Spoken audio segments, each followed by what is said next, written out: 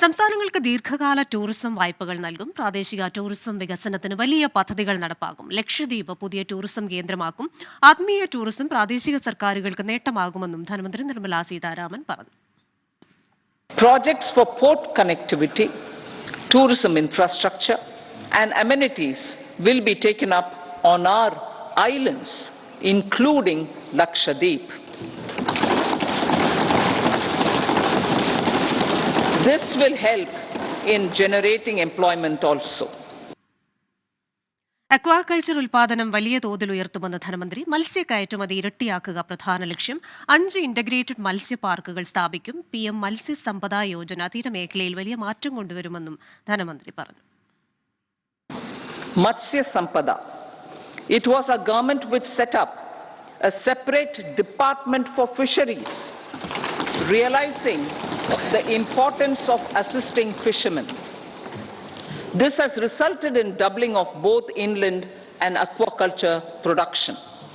Seafood exports since 2013-14 has also doubled.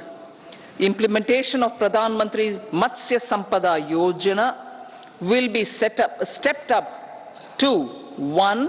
Enhance aquaculture productivity from existing 3 to 5 tons per hectare. News ഡെസ്കിൽ നിന്ന് S. Vijayakumar വീണ്ടും ചേരുകയാണ്. വിജയകുമാർ, ധനമന്ത്രി തന്നെ പറഞ്ഞിരുന്നു വലിയ പ്രഖ്യാപനങ്ങൾ ഉണ്ടാവില്ല എന്ന്. അപ്പോൾ ആ വലിയ പ്രഖ്യാപനങ്ങൾ ബജറ്റിൽ കാണുന്നില്ല. ചില മാർഗരേഖകൾ, ചില സൂചകങ്ങൾ മാത്രമേ കാണുന്നുള്ളൂ. അപ്പോൾ മൂന്നാമതും തെരഞ്ഞെടുപ്പിനെ നേരിടാൻ ഇത്തരം വലിയ പ്രഖ്യാപനങ്ങൾ, ഗംഭീരമായ പ്രഖ്യാപനങ്ങൾ ഒന്നുമില്ലാതെ നരേന്ദ്രമോദി സർക്കാർ തയ്യാറാണ്, അതിനുള്ള ആത്മവിശ്വാസമുണ്ട് എന്നൊരു സൂചന കൂടി ഇതിൽ നിർമ്മല സീതാരാമൻ നൽകുന്നുണ്ടോ? മറ്റൊന്ന്, there is no dearth of opportunities, sky is the limit എന്നാണ് ധനമന്ത്രി പറഞ്ഞത്. ആർക്കും ഒരു അവസരത്തിനും കുറവുണ്ടാകില്ല, ആകാശം എന്ന പരിധി വെച്ച് ആർക്കും അവസരങ്ങൾ നൽകുന്ന ഒരു ബജറ്റാണെന്ന്. അങ്ങനെ വരുമ്പോൾ ഈ ബജറ്റ് പ്രഖ്യാപനത്തിൽ അത്തരം രീതിയിലുള്ള എന്തൊക്കെ കാര്യങ്ങളാണുള്ളത്? ഇതിൽ ക്രിസ്റ്റീന, ഒരു കാര്യം രാഷ്ട്രീയമായി വേണമെങ്കിൽ ക്രിസ്റ്റീന പറഞ്ഞ നിരീക്ഷണം ശരിയാണ്. കാരണം ബജറ്റിൻ്റെ പിന്തുണ ഇല്ലാതെ ലോക്സഭാ തെരഞ്ഞെടുപ്പിനെ നേരിടാൻ BJPയും NDAയും തയ്യാറാണ്. പ്രത്യേകിച്ച് മധ്യപ്രദേശ്, രാജസ്ഥാൻ, ഛത്തീസ്ഗഡ് ഈ 3 സംസ്ഥാനങ്ങളിലെ വലിയ വിജയം, അതിനുശേഷം ഉണ്ടായ രാഷ്ട്രീയ സാഹചര്യം, അയോധ്യ ക്ഷേത്ര നിർമ്മാണം അടക്കം രാഷ്ട്രീയമായി ഉപയോഗിക്കാൻ കഴിയുന്ന ഇന്ത്യ മുന്നണിയുടെ ശിഥിലീകരണം, അതിന് പ്രതീക്ഷിച്ച രീതിയിൽ അത് മുന്നോട്ട് വന്നില്ല.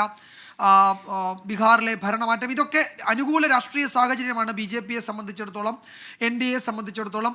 ആ നിലയിൽ നോക്കുമ്പോൾ ശരിയാണ്, ബജറ്റിൻ്റെ പിന്തുണ ഇല്ലാതെ തെരഞ്ഞെടുപ്പിനെ നേരിടാനുള്ള ആത്മവിശ്വാസം നരേന്ദ്രമോദിക്കും BJPക്കും NDAയ്ക്കും ഒക്കെ ഉണ്ടാകും. പക്ഷെ അപ്പോഴും ഈ BJP ജനങ്ങൾക്ക് നേരിട്ട് പണം എത്തിക്കും എന്നത് അവരുടെ ഒരു പ്രഖ്യാപിത നിലപാടാണ്. ജൻധൻ അക്കൗണ്ടുകൾ വഴി കൈമാറിയ പണത്തിൻ്റെ കണക്ക് ധനമന്ത്രി തന്നെ സൂചിപ്പിച്ചു. സ്വാഭാവികമായും അങ്ങനെ ഒരു സാധ്യത അവിടെ ഉള്ളപ്പോൾ എന്തുകൊണ്ട് കൂടുതൽ ആനുകൂല്യം ആ നിലയിൽ കൊടുത്തില്ല എന്നതാണ് ഒരു പ്രധാനപ്പെട്ട ചോദ്യം. ഇപ്പോൾ അത്തരമൊരു പ്രതീക്ഷ, അതായത് റൂറൽ എക്കോണമിയെ ചലിപ്പിക്കാനുള്ള ചില നടപടികൾ ഉണ്ടാകും. പ്രത്യേകിച്ച് ഇന്ത്യയിലെ കർഷക സമരത്തിൻ്റെയൊക്കെ പശ്ചാത്തലത്തിൽ ആ മേഖലയിൽ വീണ്ടും ഒരു പ്രക്ഷോഭത്തിൻ്റെ മുന്നറിയിപ്പ് വിവിധ കർഷക സംഘടനകളൊക്കെ നൽകിയിട്ടുണ്ട്. MSPയുടെ കാര്യത്തിലൊക്കെ തീരുമാനമുണ്ടായില്ലെങ്കിൽ ഫെബ്രുവരി ആദ്യം തന്നെ വീണ്ടും ഡൽഹിയിലേക്ക് എത്തുമെന്നാണ് കർഷക സംഘടനകളൊക്കെ പറഞ്ഞിരിക്കുന്നത്. അപ്പോൾ അവരുടെയൊക്കെ അത്തരം മുന്നറിയിപ്പ് നിലനിൽക്കെ എന്തുകൊണ്ട് ആ മേഖലയിലേക്ക് കൂടുതൽ പരാമർശങ്ങൾ ഉണ്ടായില്ല എന്നൊരു ചോദ്യം വരുന്നുണ്ട്. ഇപ്പോൾ നമുക്കറിയാം, മുൻകാലങ്ങളിലും ഈ തെരഞ്ഞെടുപ്പിന് മുമ്പ് ഒരു പൊതു ബജറ്റ് അവതരിപ്പിക്കില്ല, ഒരു ഇൻ്ററിം ബജറ്റാണ് എന്ന് പറയുമ്പോഴും അതിൽ ചില തെരഞ്ഞെടുപ്പ് ലക്ഷ്യം വെച്ചുള്ള ചില തീരുമാനങ്ങളോ ചില പ്രഖ്യാപനങ്ങളോ ഉണ്ടാകാറുണ്ട്. ഇവിടെ അത് കണ്ടില്ല. എന്തുകൊണ്ടത് ഉണ്ടാകുന്നില്ല എന്ന ചോദ്യമാണ് ഉയരുന്നത്. മറ്റൊന്ന്, ഇതിലെ അണ്ടർലൈൻ ഒരു സംഗതി അവിടെ കിടക്കുന്നുണ്ട്. ഒന്ന്, അതിൽ ധനമന്ത്രി തന്നെ പറയുന്നുണ്ട്, ആഗോള സാമ്പത്തിക സാഹചര്യം ഒട്ടും മെച്ചമല്ല, വലിയ പ്രതിസന്ധി ഉണ്ട്, ഗ്ലോബൽ എക്കോണമി ഒട്ടും ശുഭ സൂചനയല്ല കാണിക്കുന്നത്. പക്ഷേ ഇന്ത്യയുടെ അതിൻ്റേതായ ഒരു ഗ്രോത്ത് നിലനിർത്തി പോരുന്നുണ്ട്. വേഗത്തിൽ വളരുന്ന ഒരു സമ്പദ് വ്യവസ്ഥ എന്ന പദവി ഇന്ത്യ തുടരുകയാണ്. ഇന്ത്യയുടെ കോൺട്രിബ്യൂഷൻ ലോക എക്കോണമിയിൽ അത് കൂടിയിട്ടുണ്ട് എന്ന് പറയുമ്പോഴും നമുക്ക് ആശങ്കപ്പെടേണ്ട ഒരു സാഹചര്യമുണ്ട്. എന്ന് വെച്ചാൽ ആഗോള പ്രതിസന്ധി നമ്മളെ നാളെ ബാധിച്ചുകൂടായികയില്ല. അതുകൊണ്ട് ഏതെങ്കിലും തരത്തിൽ കൂടുതൽ കൈവിട്ട് ഒരു നീക്കത്തിനില്ല, അല്ലെങ്കിൽ കൈവിട്ട് കളിക്കുന്നില്ല എന്നതാകാം ഈ കൂടുതൽ ഇളവുകൾ അല്ലെങ്കിൽ കൂടുതൽ ആ നിലയ്ക്കുള്ള കൂടുതൽ സൗജന്യങ്ങൾ നൽകേണ്ടതില്ല എന്ന തീരുമാനത്തിലേക്ക് ധനമന്ത്രിയെ എത്തിച്ചത്, സർക്കാരിനെ എത്തിച്ചത് എന്ന് വേണമെങ്കിൽ നമുക്ക് വിലയിരുത്താം.